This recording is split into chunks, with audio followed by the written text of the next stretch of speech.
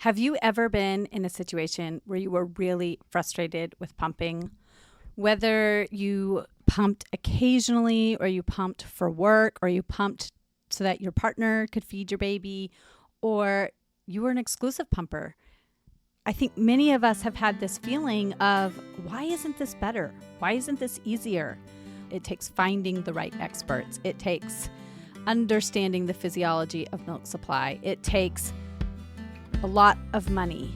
My special guest today is going to talk about how she's trying to change that, how she is trying to take these pumping machines, which literally just use vacuum pressure to suck milk out of our bodies, and create a different experience for those of us who are wanting to get milk out of our bodies for our babies in a way that is more comfortable and more effective. I bring you Eva. When I began breastfeeding, I was blindsided by how difficult it was. Having known only a handful of people who had ever done it and only seeing it up close a couple of times, I had a huge learning curve. Since then, I've become a doula, a childbirth educator, and an internationally board-certified lactation consultant. I'm your host, Lo Nigrash, and I welcome you to the Milk Making Minutes, where we explore the systemic, medical, and cultural barriers that make feeding our babies so difficult, so that you know your baby feeding struggles were not your fault, and your triumphs really are the miracles you feel they are. I am here again with Eva Nagy-Gannon, and you are founder of the Eva Manual breast pump. And I'm so excited to have you back to share not only about the breast pump, because that's just a final culminating product of all this research and development that you've been doing leading up to this product. And it's actually really interesting because when you reached out to me, you recognized me because we spoke years ago when you were in the research and development phase and I was working for a breast pump company. So that's really cool that we had this moment of, oh, wow, like we had been connected previously because you were researching breast pumps. That's right. That's right. It's a pleasure to be here. I'm delighted to be back here.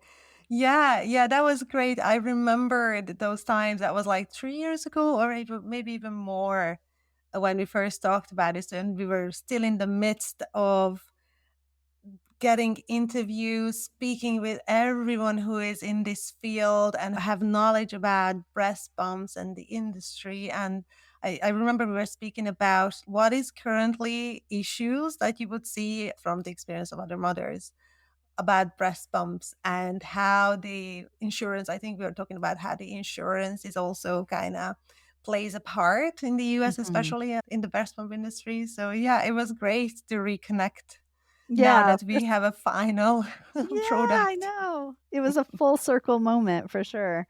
Yes. So, why don't we start by you talking about your epiphany of realizing why you have this phrase that breast pumps suck, Yeah, literally, like literally and metaphorically.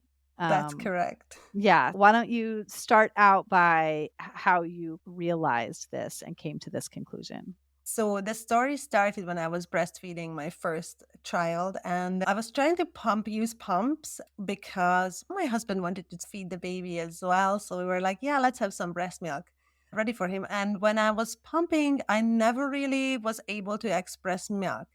I experienced a lot of discomfort, a lot of pain. It felt nothing like breastfeeding. I was really trying hard. I was trying different flank sizes. So like I was really trying to get it, and it didn't work. And that's such a doubt in my head about whether I'm able to breastfeed at all. If I don't see anything in the bottle, does my baby get any milk? So it was like a really not nice feeling and a realization.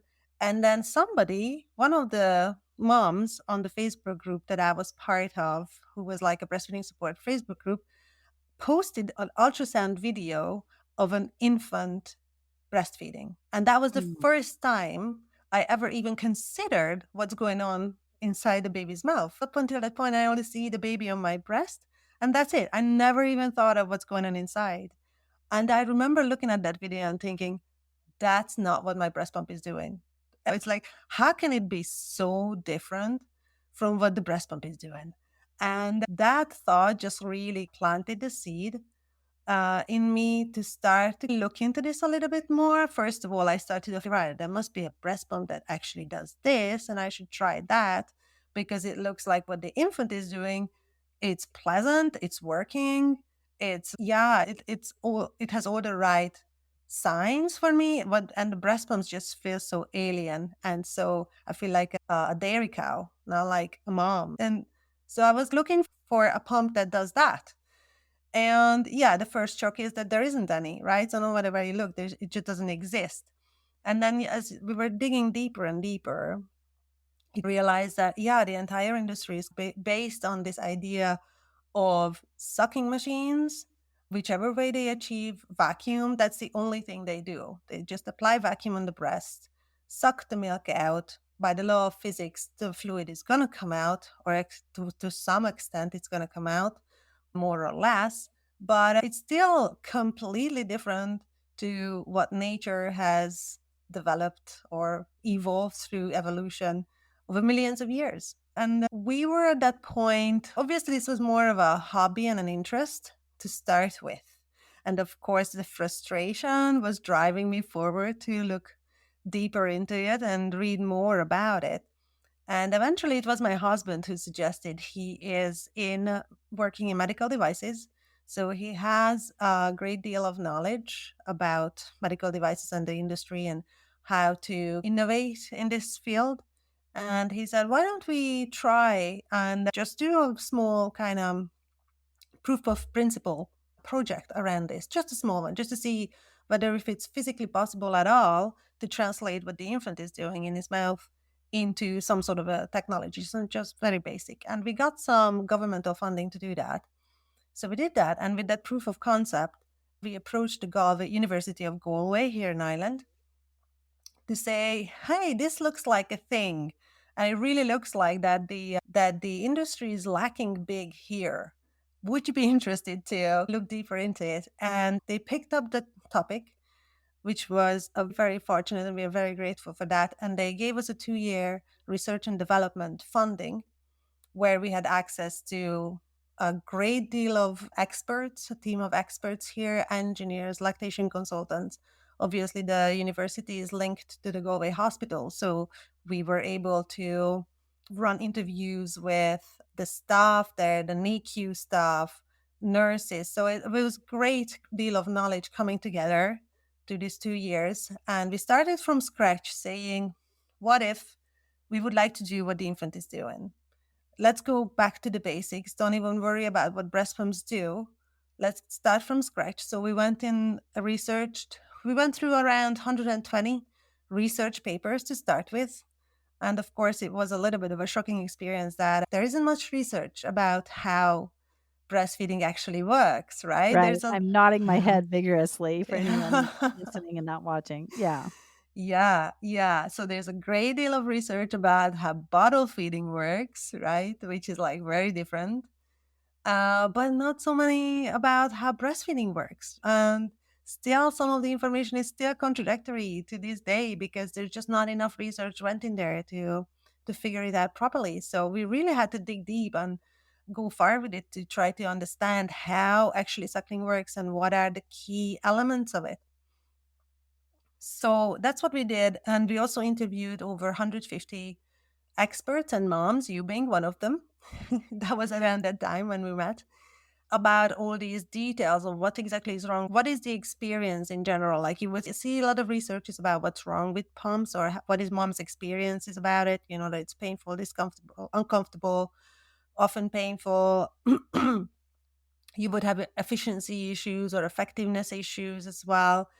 So we started to pin down what the infant is doing, and we were able to kind of identify 5 very distinct functions that are key for suckling to happen. There are a lot of things going on, but these 5 things are absolutely necessary for suckling to happen, for successful suckling to happen. And these were the latch, positioning, so what goes where exactly in the baby's mouth, the sequence, which is a very complex motion of the tongue, the anterior, the posterior tongue, the side, the hard palate, soft palate, the pharynx, like all of these do something else. And the tongue is such an agile organ that it's capable to do different actions in different places, right? At the same time and all synchronize it up. So the sequence is very important. The vacuum is one of them, of course, but it's just one out of the five. And the last one is the compression, of course, Mm. that you Mhm. do need some level of compression. Detail about that as well, of like where and when that compression happens, that has a great deal of significance. And just to know how much these things matter, it's enough to look at tongue tied babies and Right. how much just that small kind of issue completely can compromise the breastfeeding journey. So these are crucial functions, even though they are very small functions, right? But the Mhm. combination of these five things end up being necessary for suckling to happen. So once we had those five things pinned down, we were trying to replicate it in technology. And that took really long time because obviously it's not enough. It's very hard to be as good as the tongue. Obviously, it's a very hard task because the tongue is just so agile. It has the most kind of muscle capabilities, like out of all of our body parts and organs, that's the one that's capable of the most sophisticated motions. So yeah, it's hard enough. But if we went from the idea of, okay, we want the functions to work perfectly, then we might be able to create something that's close enough to what the infant is doing. Obviously, it's never going to be as perfect as what the infant is doing. Yeah. So then it started a long time of engineering when we were going through many iterations of these details to pin down the combination that will eventually work and eventually result in the Cala manual breast pump, which is actually also wearable. So we're delighted that we're able to make it a wearable model. And it truly mimics suckling. And it not just looks like suckling, it truly mimics how it works because we found that very important to distinguish that it's the same as when you look at a bird flapping its wings and it flies. I could flap my arms as much as I want. I will never fly. So Mm. it's like what and try to replicate that is not enough. We would need it to understand and deep dive into the function itself. Yeah, and so I didn't realize that it was wearable. It's so you Mhm. don't have to hold it on, but you're still manually Yeah, you manually operate it, but you can put it in your bra, so you don't have to actually hold it. okay. Oh, wow. That's Hmm. neat. Okay, so you were looking at these 5 functions as you were trying to engineer the pump. Now, who did you how did you find the people to help you with all the engineering? That seems like a really big task to find people who could understand these functions enough from a breastfeeding perspective to then apply it to a device that would be able to do this similarly Yeah, enough to a baby.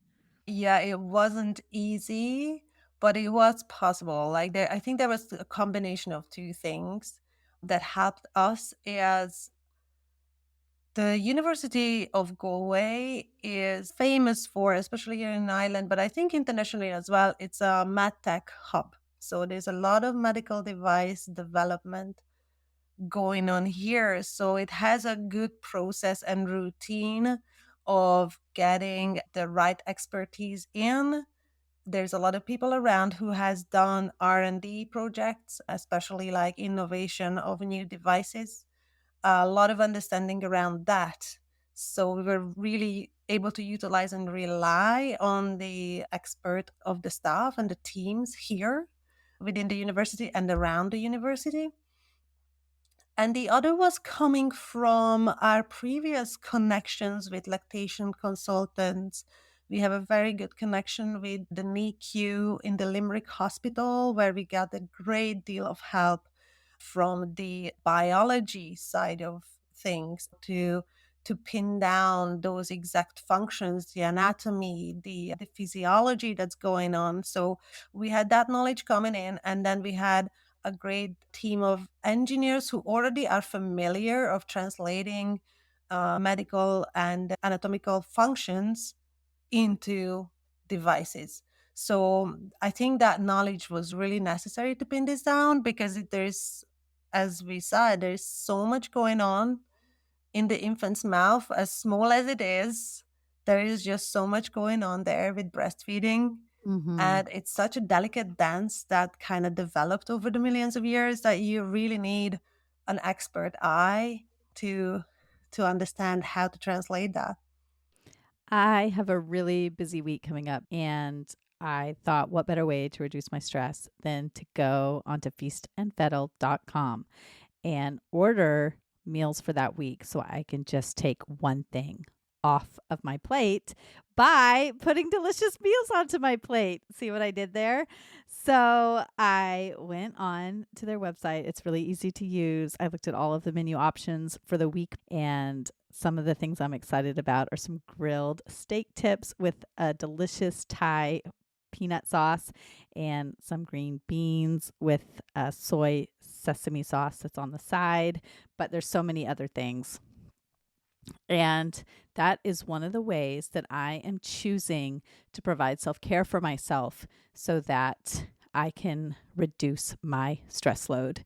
If you would like to do the same and spend more time with your family and less time worrying about what's for dinner, go to feastandfettle.com to get home cooked meals delivered right to your front door.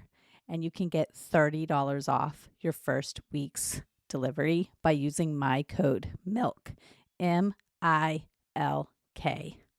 and just let somebody else cook for you. You won't regret it. Yeah, exactly. So, which of those functions did you find to be the most difficult, or was it really the most difficult just getting all five I think that in you are spot together? on.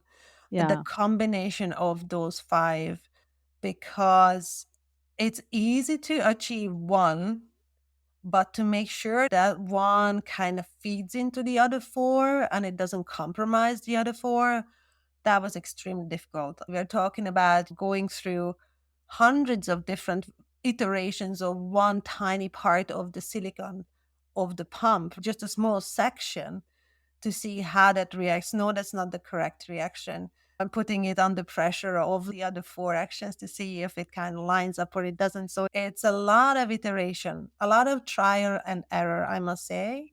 But we were sticking to our guns because we were like, we can see this, we see this, understand the functions now.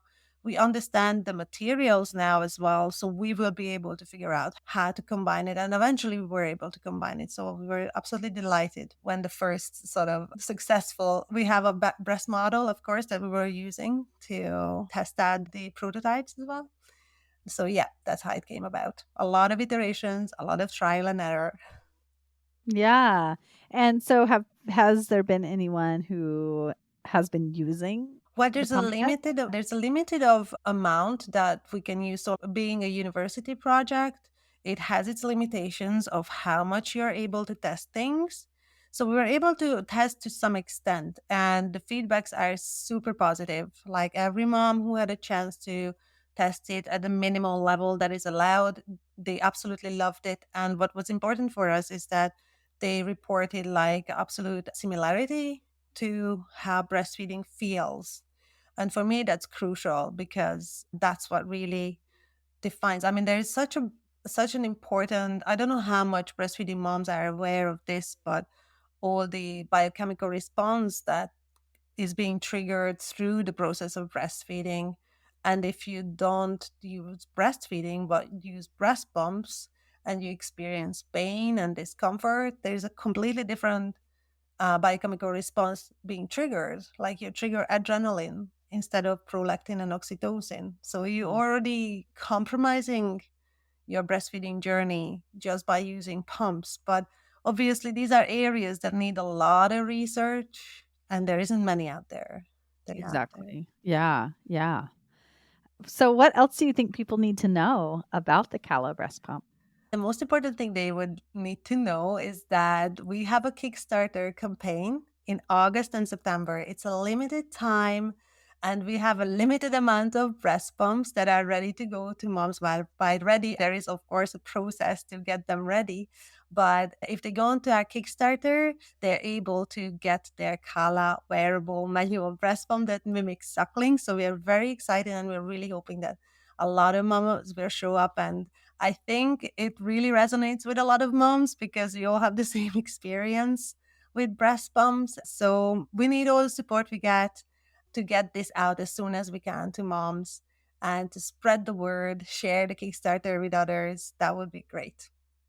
Awesome. So the Kickstarter will be linked in the show notes Perfect. Yeah. so that people can access that easily. If anyone wants to try this out, you'll be able to be one of the first to get to try it for the Kickstarter. And what does the Kickstarter do for your company? What does that allow you to do moving forward? Yeah, so we set up the Kickstarter in a way that the budget that we are collecting would be enough for us to finish the design, so make it more sleek, more ergonomic, so move it from a prototype to a manufacturable stage, set up manufacturing, set up our wrap shop. So literally in a 9 months time, we'll be able to bring this out on the market. But obviously the Mm. backers who would be backing us on this would get their pumps earlier. Mhm. Okay, great. So the Kickstarter would allow people to purchase like the earliest model That's of the correct. pump. Correct. And then anyone who does purchase the Kickstarter would have access to the very first Exactly. First model. manufactured model that comes out That's in about 9 months. in about 9 months, yeah. Okay, I know it's a bit of a time, so, like, right. people maybe who are expecting their babies can already think ahead, but it's I really hope we will get a good amount of moms interested in this. Yeah, and if you really like it, but you won't be feeding in 9 months, you would have access to purchase it for a gift for somebody else Exactly. early on. Yeah, so, there are still benefits of supporting a woman-owned business from somebody who created, a pump out of her own struggle and difficulty with breastfeeding, and we all know that the world of pumping needs innovation. We all know that the pump companies have these standard sizes that go out that nobody fits, and then each individual person has to be sized separately and spend money on that. And with your pump, it doesn't work that way because just like the way a baby's mouth can fit to a nipple, it's going to be about the same. So there's not going to be this adjustment of sizing in this direct. Exactly. The Yeah. technology itself takes care of that part. That Mhm. was one of the aspect actually that was, like, really hard to pin down, but it was possible to pin down, is that one size would fit all, because if you follow nature's way, what the baby is doing with their tongue, then you are able to accommodate any nipple size and any breast size. Yeah, yeah. So if you're excited to see how this works, then please check it out. And if you do, I want to hear how it goes. I'm not lactating anymore, so I can't check this out. But I would love to hear all of my listeners and clients who decide that they are interested to let me know. So you can reach out to me once you purchase and be a part of this exciting campaign to change the way that we view pumping and change what we tolerate when it comes to pumping. So, thank you so much for coming on and sharing this information. And I can't wait to see what you accomplish through the Kickstarter and what comes down the line 9 months from now. I know, Saruna. Thank you so much and much appreciated. Yeah. And I also do want to mention that you yourself have a podcast.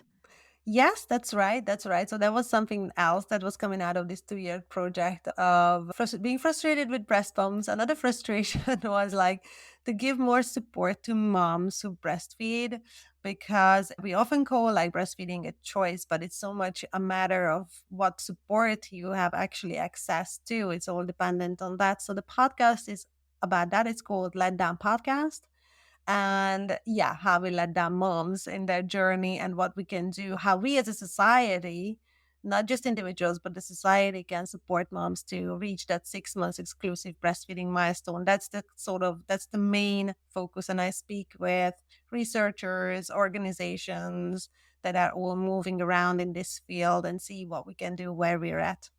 Yeah, that's great. So, I'll have that linked in the show notes as well so people can check it out. Perfect. Thank you so much, Awesome. Lo. Yes, this has been great. Thank you. Thank you. Do you know that old saying that insanity is doing the same thing you've always done and expecting different results? Well, I kind of think that really applies to pumping, because we have had the same basic design for pumps for many, many decades. Since the very first pump design came out, it's been the exact same design, essentially. But if you go back and listen to my episode with Alex, who is an engineer who is also trying to make innovations with pump design, that episode is 132. You'll hear that pumps have been designed essentially the same way since they first came out. There's been really no real innovations. And if you read the book, The Big Letdown by Kimberly Seals Allers, which is linked in my bookshop, which is always linked in the show notes and is one of my all-time favorite books, which helps us understand why feeding milk to our babies is so difficult, you will understand that we have put very little time and energy into making feeding human milk to human babies possible. So, if this is something that you are passionate about, if you are a lactation professional and you are not feeding human milk to your babies, but you want to see how the Cala breast pump works, purchase one and use it with your clients, and then sanitize it in between and give them an opportunity to use it. And if you are someone who is currently feeding human milk to your babies, purchase one of these Cala manual wearable breast pumps so that you can try it out, see how it works, see what it does for your milk supply. And then when the manufactured pump comes out in about 9 months' time, you'll be able to purchase it either for yourself or for somebody else who is making milk for their babies. So let's support a woman-owned business that is trying to make innovation in the world of pumping. This matters. We need to see something other than breast pumps sucking milk out of breasts. So I can't wait to hear your feedback about this. I'm definitely going to get one and see how it works with my clients, even though I'm no longer lactating. And I want to hear your feedback. If you want to talk about this episode or any other, then jump into my Milk Making Minutes community group where we can discuss it and talk about what we're seeing as we use the Cala breast pump. And don't forget that if you are feeling incredibly busy and you live in Massachusetts, Connecticut, Rhode Island, or New Hampshire, you can go to feastandfettle.com and order meals for your family and get $30 off using my code MILK, MILK. And that'll just take one more thing off your plate so that you can spend more time with your family and less time worrying about what to feed them. Have a great week. Bye.